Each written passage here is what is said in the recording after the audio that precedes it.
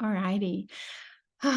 So as always, we're going to start with calling in the light, with letting go of absolutely anything that can be lifted and cleared, just receiving more fully this connection into who we are. So Eric's back in town. Hey. Eric, would you call in the light? Sure, let's us? do it. Yeah. So, beloved one, we are here to be together, to be in this love and light and sound and joy, to be in our true selves. We do bring this clarity, this expression of the purest part of us to our humanness. We bring this love to all of our difficulties, challenges. And we just relax into this sharing and caring, into this camaraderie and this communion. And we just dine at this table with all of our parts of us, our younger selves, our past and future selves. And we just witness and see and experience the thread of love through it all, the thread of unfolding, the thread of this design and of remembrance, that all of our story and all of our personality serves in this great revelation of who we are, this great light and sound revealing itself, revealing how big this love is. And we don't have to wait. We just come present in the greatest love that we can imagine right here and now, even beyond our imagination. So we just come into a surrendering into this breath, into this peace.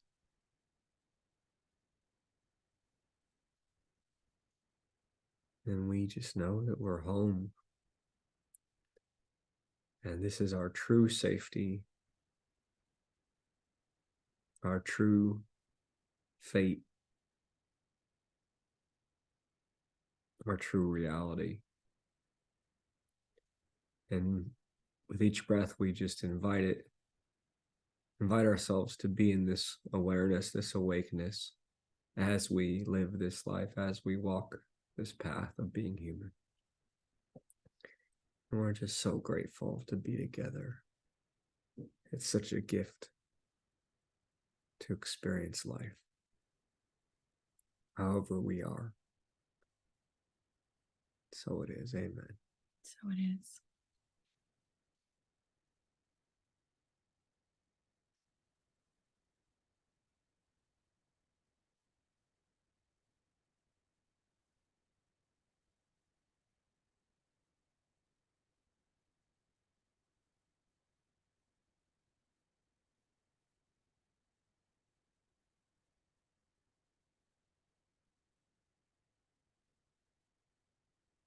And as you're ready, you can just bring this spiritual awareness into your body as you open your eyes.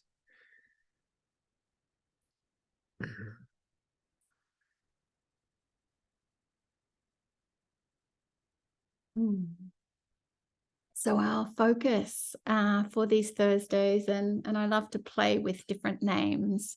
One of the names that I've been playing with is Not Therapy Thursdays. I'm not entirely sure why, because this experience definitely gives us the outcomes that therapy does in terms of really making peace with our old wounds, our hurts, just the adverse situations that are in our life. And I guess it's not therapy because we're really here to transcend into the technology on the planet that's, I perceive, has way surpassed just talking about our feelings. We're truly here to lift into the loving that does do something very miraculous and healing with our human consciousness. So I am also referring to these beautiful times together on Thursday as rewiring back to love. And in that rewiring, I am talking about neurologically. I have been so excited, as I've been sharing recently, about the science that has come to light over the last 10 or so years. Really not necessarily proving at this point, but definitely suggesting in a very positive way that it is compassion that helps us rewire from a negative belief, thought pattern through to releasing the past, releasing that negative limiting behavior, through to health, through to love, through to expansion, through to being able to show up the ways that we do want to. And over the weeks, I'm just going to keep talking about that science. Though today, it's perhaps more of a personal perspective that we're diving into. And it is inspired by the fact that it is my mum's birthday today. It is the 30th year since she was living and walking around on this planet. And I celebrate her birthday every year, and I hug her every day, and I am very dynamically and actively engaged in having a real relationship with her. And so as I was just doing that this week, and both being aware of perhaps the pain and the memories and just some of the missing, just some heartache usually comes up for me in the couple of weeks before my mum's birthday. It's just one of the seasons that I've become aware of is in my life. But I was aware that actually showing up for a relationship with my mum has been such a huge part of me rewiring, truly healing, and letting go of some of the very self-destructive patterns that happened, that I chose into when my mum died, through to really just continuing to rewire back to love. It was through mum getting cancer and then dying that I started to overeat and binge. I was bulimic for 20 years. I've had lots of fun, addictive adventures with alcohol and with drugs, just lots of self-destructive adventures in my life. And what's so profound to me is all of those neural pathways can actually be reflected in how we start to behave in this life. And when we don't get the love and the safety that we need, we do start to close down. We do start to contract instead of showing up for love, trusting and feeling and knowing it's going to be met, right? If all of a sudden we trusted and we showed up that our mom's always going to be here, but all of a sudden she's not, we start to learn to contract. We start to play small. We start to close down our light and live a much smaller, a darker life, not in terms of being bad or wrong, but just in terms of the bigness of the experience of the spirit that's coming through us. And so having a real relationship with someone that is no longer here in the physical is not for the faint of heart. It's such a wild ride. And it's a bittersweet journey in my experience. Having avoided really grieving or going through my mum's death from when I was 14 through until probably the next 10 years. Then when I started to go, oh, okay, I actually really need to deal with some of the pain and the heartache that's going on inside. Like, that was not fun. I would call that pure bitterness. And when I first started to really dive into it, it was like a very visceral, painful experience in my body, through to, over the years, having evolved that to bittersweet. It's definitely more sweet than bitter. And it's not that I don't have moments of pain, of missing, still of like suffering.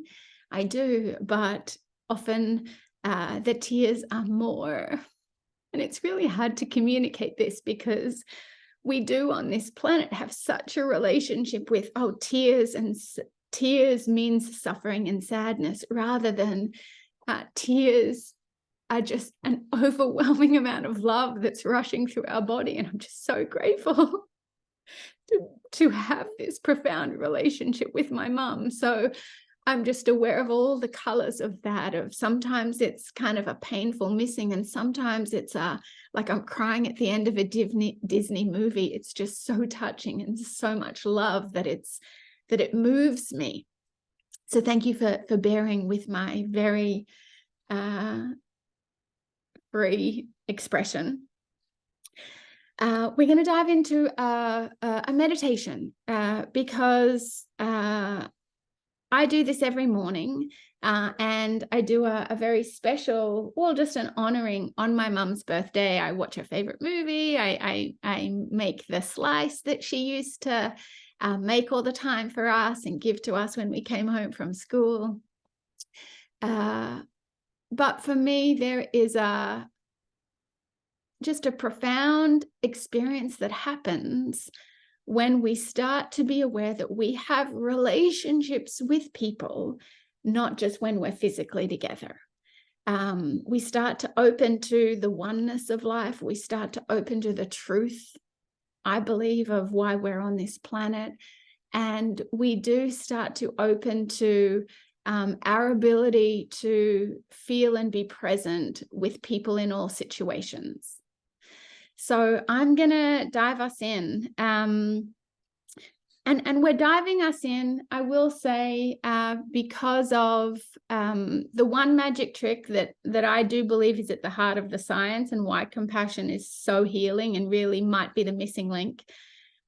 Because a lot of psychology has been not about compassion and feeling the suffering with ourselves. It's been more about correction, right? More about behavior correction. And actually that, like, no, you're doing this wrong, actually is what holds negative patterns to us, rather than having complete compassion. For, yes, it's understandable that we're experiencing this. Like, yes, I have compassion for myself. And so what's profound in this is the magic trick of really learning how to have compassion for oneself. And this in many ways is the heart of what I do with clients, because I think we can all relate to easily having compassion for someone else, right? If a good friend or you or anyone walked into the room and just said, I'm in pain, my dog just died, my dad just died, or I just lost my job, or there was something that was really, big going on for them. Like, even just saying that, I'm aware of like my heart, my compassion, my sweetness, my support just rushing to them. But what's actually very difficult to develop is having that compassion for oneself. What we have developed in this life is that when we make a mistake or something doesn't go our way, we're actually quite hard on ourselves rather than soft and compassionate. So making that shift, in my experience, is everything. And that's what we're here to practice right now. So I'm going to ask that we do all close our eyes, and we ask for the highest good, because we are here in so many ways to awaken to the experience of who we are that is independent of having a physical body. So just be aware that even though your eyes are closed and you can't see the physical world, that you are still present, that there is a fullness, there is a world, there is an experience that is within, that is beyond this physical world. And so we are asking for the highest good. We are asking for the greatest amount of spiritual support. of loving, of guidance. And we're here to learn how to have a relationship with someone that is no longer here. And that may be that someone has passed on. It could be a dog that is no longer living. It could be someone that left our lives for whatever reason, but just is no longer physically present in our life. And so I want to first start out this meditation by being aware that we can be with someone we love, even if they're still alive. So I just encourage us all to call forward someone that we love, and can you be with them? Can you experience them? Can you feel close to them? Can you feel your love pouring to them? And can you feel loved by them?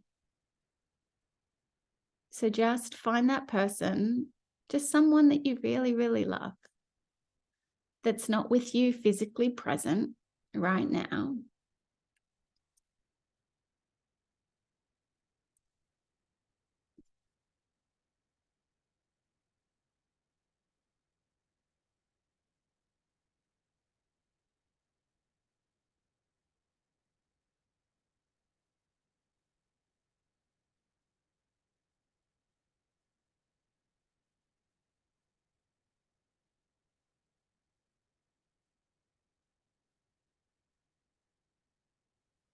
And just keep enjoying that adventure, kind of like it's an adventure being with someone in the physical.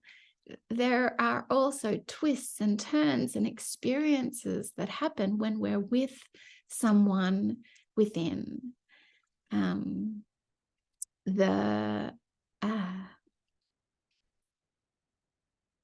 I'm so filled with loving for the person that just popped into my mind, someone that I love, that it's just like, oh my Lord, it's just such an incredibly beautiful experience. And so I'm kind of like half laughing with them, but then back to just being so touched and moved by, oh my Lord, so lucky, I'm so grateful in my life. But I can feel just filled and fueled and just so aware that we are one, that this relationship does live within, and that it is a perfect love. It's just a perfect love within. And this is actually something that I should share about more on Phoenix, my dog's channel, because I actually do this often with Phoenix.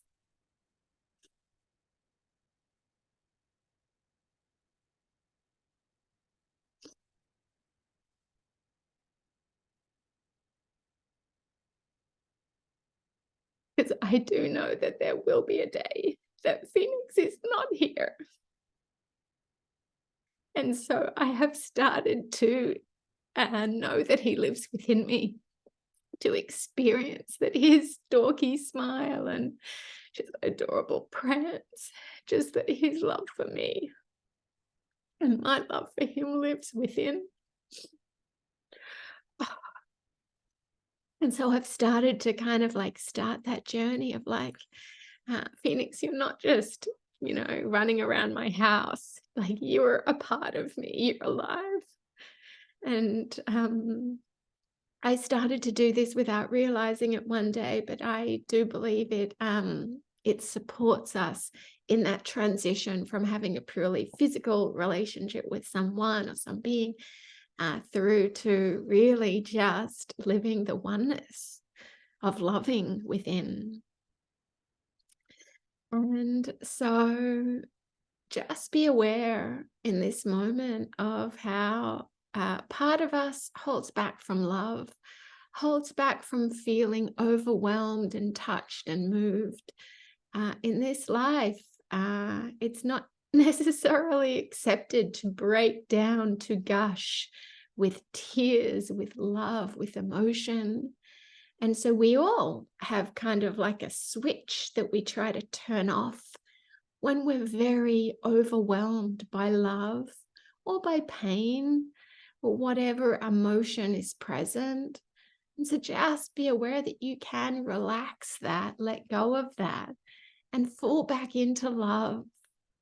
And just know that there is a journey. If you haven't experienced being one with this person a lot before, there may be a lot of bitterness of the pain that does need to be felt and honored and let go of before you get to the more Disney movie ending moments of just like so much love and so much sweetness. But it is profoundly worth it in my experience. And so really we're just going to continue to experience the loving, the oneness, the relationships that we have within. And so if you do have a loved one that has passed, and you might not, definitely include an animal, a loved animal that has passed. And if you've never lost anyone, the experience I do encourage you to bring forward is an experience of your little one, because no matter how beautiful our life has been, we have a greater opportunity to connect with that pure, innocent inner child that we are. So you can bring forward your inner 5-year-old, the 5-year-old that you were and still are. But just for the next few minutes, without any structure, we're just going to be with and just allow the different feelings, thoughts, emotions, just really allow yourself to be with that loved one. And be aware. If there's one thing that we are actively doing here, we're being aware of how we can shut off our vulnerability, try and not allow ourselves to fall back into that love, into that emotion, but just allow yourself to fall apart in the most incredible way. Rumi says it best, but whenever we fall apart, we're just falling more fully into love. We are just breaking our heart open more fully into that big love of the oneness, the Holy Spirit that we are. So don't worry about falling into a dark place. There is only love at the heart of what you're experiencing. And so we're just going to have a few minutes of silence, just to spend some time with our loved one that is no longer physically here. We're just going to enjoy them and really just allow that experience to be, whatever it is.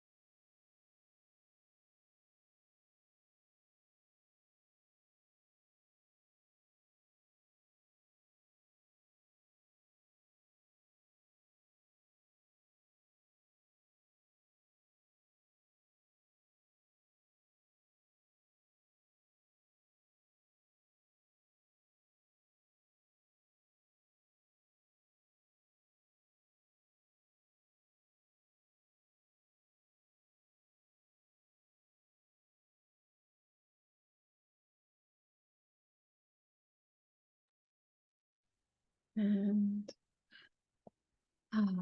just bringing that to completion, however you do.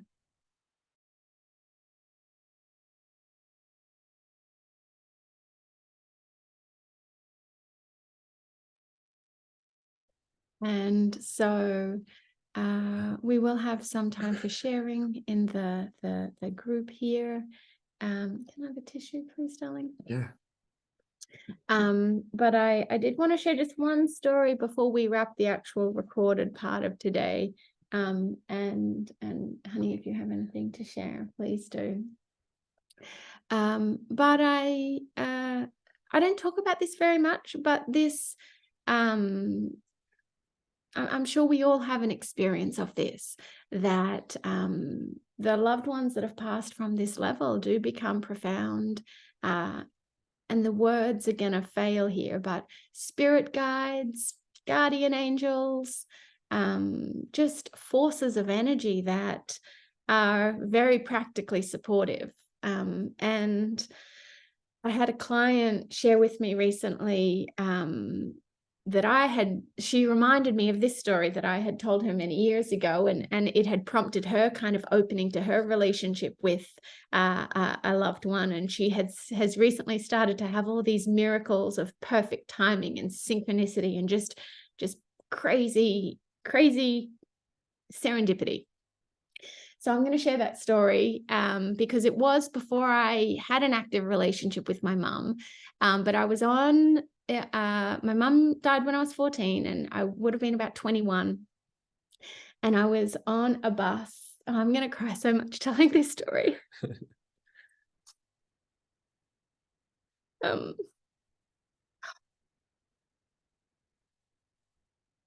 on a bus going to an exam at university, and I was going to be late. There's just no way around it.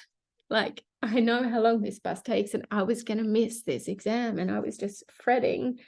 If you know me, I'm more relaxed about it now, but being late is not okay with me up until now.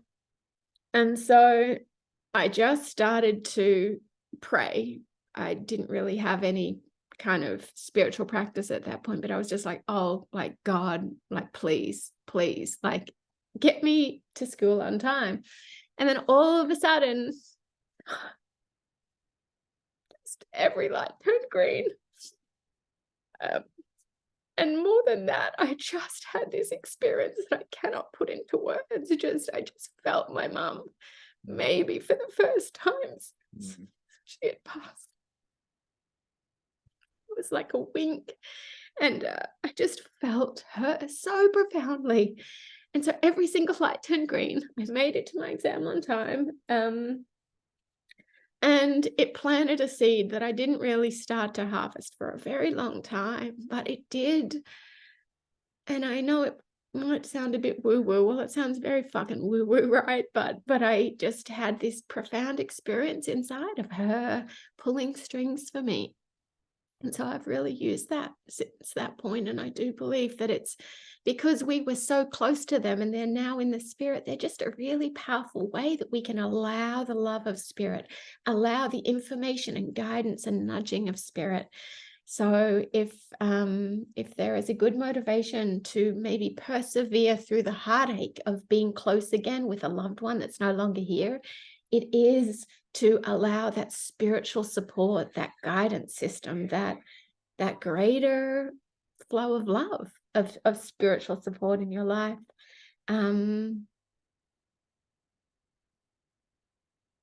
What a gift. Beautiful story, honey. This is the first time that Eric is sharing with me in this podcast context that we are uploading to YouTube. And so I'm completely putting him on the spot. He only just got off the plane, really, but agreed to sit here with me because I feel so much better and supported and loved when he's with me. But is there anything you want to share before we wrap? I just love loving you. Thank you. And being here with you guys. That's all. It's a gift. It's truly a gift. How are you? Alrighty. Love I you. love you all. We will be doing these 10 a.m. lives on Zoom and uploading them to the podcast on YouTube. So I hope you got value from that. I certainly did. I wasn't feeling so great, but now my heart is just open and I feel like $1 million. So yay.